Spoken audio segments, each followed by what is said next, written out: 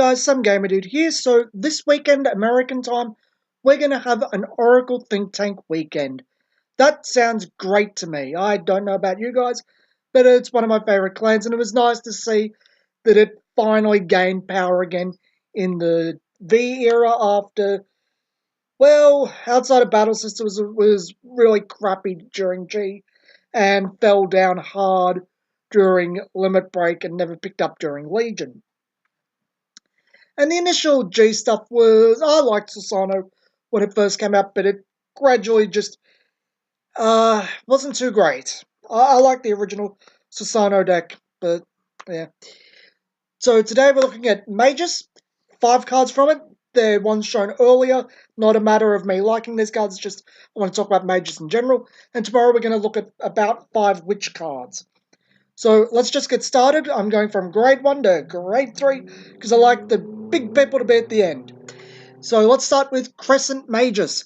She used to be a grade 1 6,000 that became 9,000 conditionally, and with your archetype beta made a 21,000 column. Whoop-de freaking do. It was about the only thing Magus really did at the time.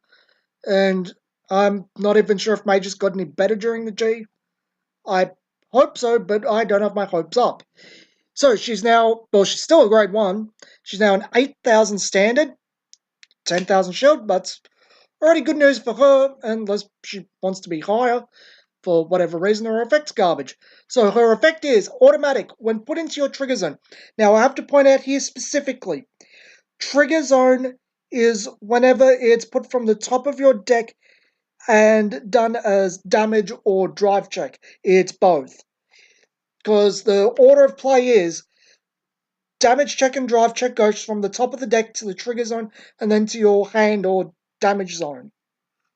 So she's got 2 conditions, and this is Oracle Think Tank, so you can stack the deck for it if you really want to. If your Vanguard is grade 3 or greater, so she's not restricted to Magus, which is pretty darn good, Soul Blast 1 and Counter Charge 1. Would you want to stack the deck for this instead of just raw trigger power? I don't know. Depends on the situation. Would you want to run this over a basically confirmed Oracle Guardian Gemini? I don't know. But it seems promising, especially considering the clan has a lot of protect gifts. Now, this honestly might suit witches a bit more than mages.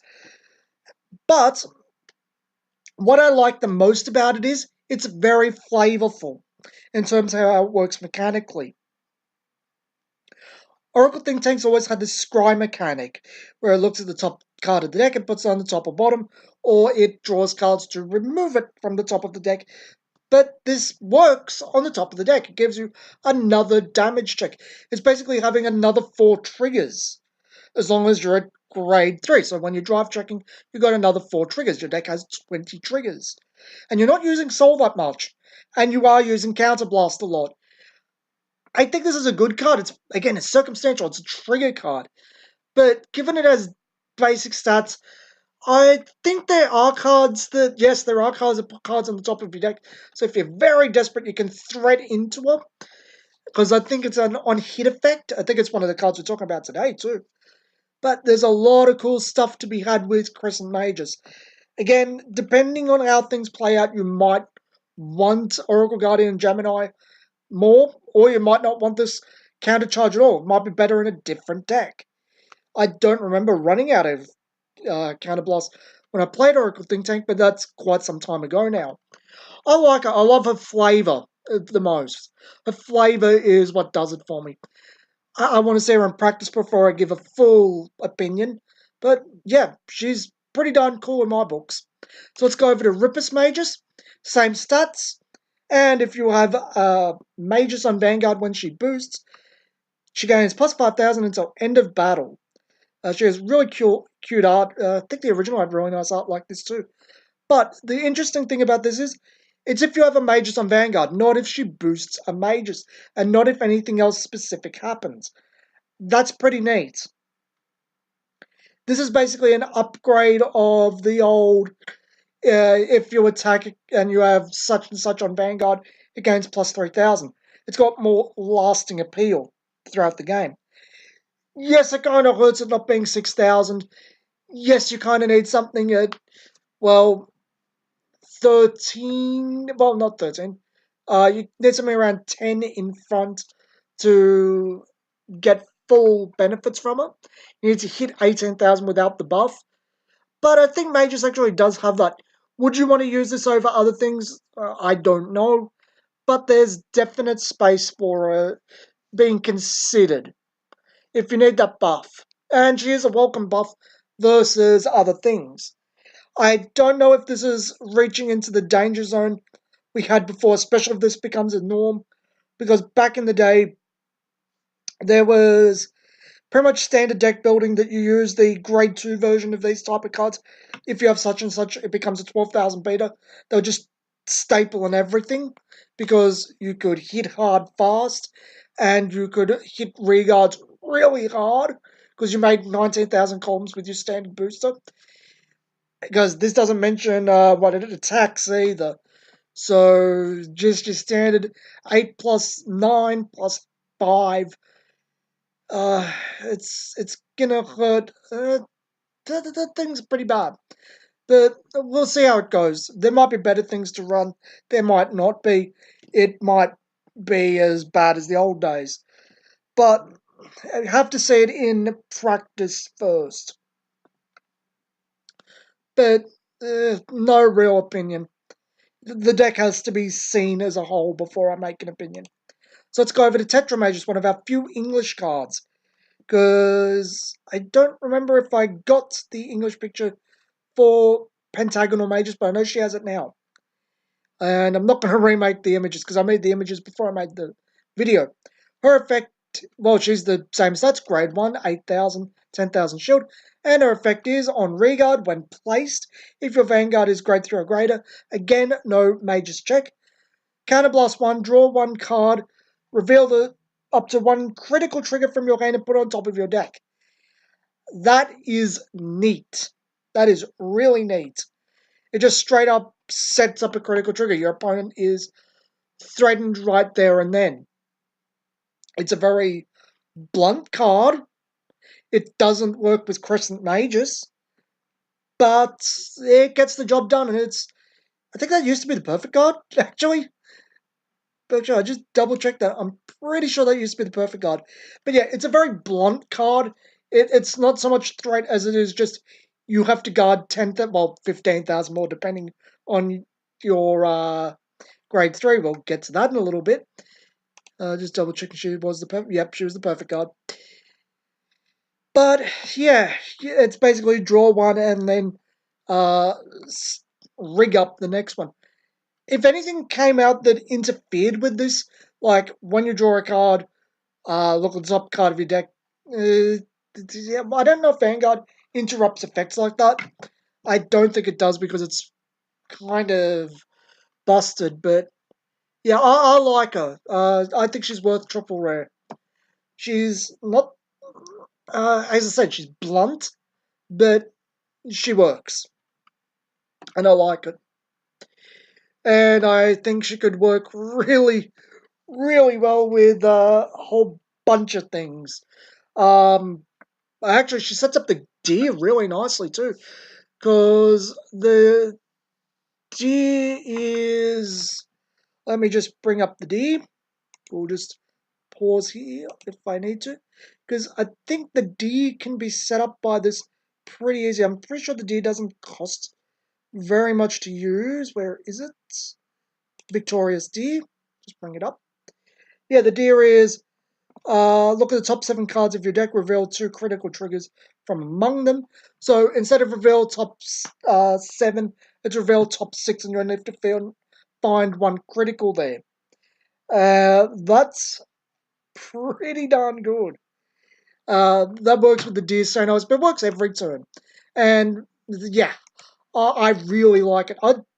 Depending on what needs Mage's Vanguard, which we haven't seen that much, I would probably still pack in 2 of the deer just for her. Her and the deer work very nicely together. Actually, if you're on a budget, this could probably just fit into the old deck really well. I really like Tetra Magus. So let's go into Stellar Magus.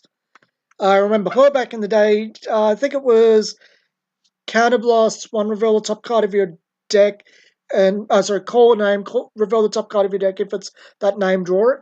Anyway, during a battle, it is boosted. She gains plus 2,000. And I forgot to read you the stats. She's a grade 2, 5,000 shield, 9,000 attack, so standard stats. And during a battle which is boosted on Reguard, she gains plus 2,000. So, Rippus Magus, there's your buddy. There's your buddy fight. And when its attack hits a Vanguard, you may place a card from your hand on top of your deck. So, RVR Pardon right there. That's interesting. Because you can actually set up double criticals with this. It's a decent threat. I know it's a -1, but the threat to go, oh, Tetra may just put a critical on top of my deck. Here's Stella. She's going to attack, and if she hits, I'm going to hit double critical because I'm going to put it there. It's a -1, but I don't give a shit. I'm Oracle Think Tank. I'm drawing a bunch of cards anyway. And the third column, well, it's going to have a bunch of triggers chucked on it anyway. She's nice. And again, she's not Magus restricted. I like her. She's only a rare too. A lot of threat there. She can work with the older cards too. I know -1, but just think about it with... Well, I know it doesn't work directly with CEO Amaterasu, and I don't know why I'm so... Well, actually, I know why I'm obsessed with that card. I'm a man of high taste. But, yeah, set up the turn with her, or scry with other cards, calling them and that, until you get to triggers, and then just threat with her, but Stella, and then CEO comes swinging in, and yeah, there's a bunch of cool stuff. Hell, even with Imperial Daughter, if this is the only new card you want to put in the deck, you can just go and attack with this. Imperial Daughter's got a ton of threat anyway, and you're just giving Imperial Daughter more threat. And you don't have to really worry about those 13,000 Force Vanguards, because she's 11,000, should become that 19,000 with a standard booster. You can actually accommodate 7,000 boosters here. There's a lot to like here. And then you can give the 6,000 from Imperial Daughter to the third column and just have Imperial Daughter attack with a lot of threat. And then the trigger, if you hit with Stella, go to that third column and have it threat. Or you could use Crescent Magus, because it doesn't say you have to reveal the card you put on the top of the deck. You can just threat and go, here's the card I'm going to get. And they're like, oh, you're going to crit. Perfect card. It's like, nope, I wanted to countercharge. So here's Crescent Magus. This card I like. Actually, I've liked all of these cards with effects. Rippus Magus doesn't really have an effect. She's just a beta. She's not very interesting. So let's go on to the big girl herself, Pentagonal Magus. Now, she was shit during the original era. She's really good here. And really nice art. So, grade 3, Protect, 12,000 power, so what you'd expect. But those effects, they're really nice.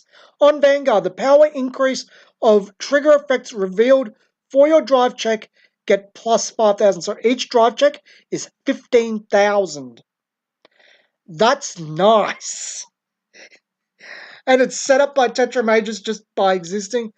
Yeah. That's great. That's just, wow. Stella and Tetra just, wow. And when it attacks on Vanguard, Soul Blast 1, grade 3, and discard 5 cards from your hand. Now, it's not specifically 5. We'll get to that. This unit gets drive check plus 3 until end of battle. The number of cards discarded from your hand for this cost is reduced by 1 for every rearguard with mages you have in your front row. So, 2 if you have 2 mages in the front row, and it's when it attacks, so it's afterwards. So, yes, you're kind of put into mages, but let's just go to the mages cards for a sec, because we really want Stella. There's no question there. Stella is a great card to run, but can we run all grade 2 mages cards? Because we have Violet Magus, Cuore, I think Cuore Magus is here, Rectangle Magus, and Rhombus Magus. So, Bryolite, it's been shown, but I am not doing it in this video. I'll do it later. She's kind of crap, to be honest. Counterblast 1, rest her and the unit behind it. No, you're not going to do this. No matter what, she's a common for a reason. Kubora, I think, might be the old one. Yep. So, not her. So, down to Rectangle and Rhombus, unless one of those is older. Nope. Rectangle, we looked at her before. Look at the top 2 cards of your deck when placed. Put them back in any order, and when your drive check reveals a trigger unit, which Pentagonal is going to help, she gains plus 5,000, and it gains plus 5,000 more from, yeah. So Rectangle and Stella are really good together. And then you have Rhombus Magus when it attacks if you're Vanguard with Magus battle. Gains plus 5,000. So, yeah, you can definitely run an entirely Magus grade 2 for this. So, let's just say it is, in 90% of the time, discard 3 to get drive check plus 3. That's great. Even the other hexagonal mages, the V series one, works on Regard for when you get a drive trigger check. It's a trigger unit plus 5,000, so 20,000 plus buff if it's passed on to her. So the whole deck works together really well. And very few cards actually need mages. So you might still want to use the D here, or you might just want to rely on Pentagonal Magus and Tetra Magus to just fiddle with things. The thing that concerns me with Pentagonal Magus, though, is it's worth using from grade 2, the second grade 3 ride onwards. There's really no reason to just stick to hexagonal. The deck wholly supports going straight to pentagonal, and there's no real restrictions on the grade 1s you have to use, so you can use things that stack the deck anyway. So there are definitely excuses to just go straight up for pentagonal, for hexagonal, although I hear people like running up to 10 grade 3s. We might do a video on the maths of that later. But I'm impressed. I'm really, really impressed. Magus is not only playable, it sounds and looks really strong. It's really synergistic and just has a lot to love. It doesn't feel like direct power creep. Yes, it does border on the old archetyping because it kind of is, but it doesn't feel as how to put this? The power feels more excusable, I think would be the right word.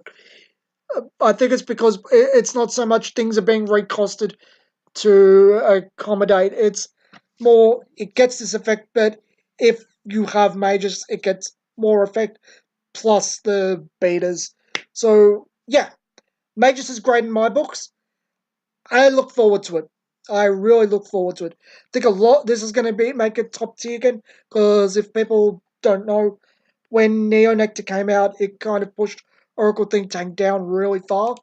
This is going to be a lot of fun, and Pentagonal Magus is going to be expensive. I think we can all say that from the outset. If it's not, I'll be very, very surprised. Anyway, this has been some Gamer Dude. Thanks for watching, and I'll see you guys next time.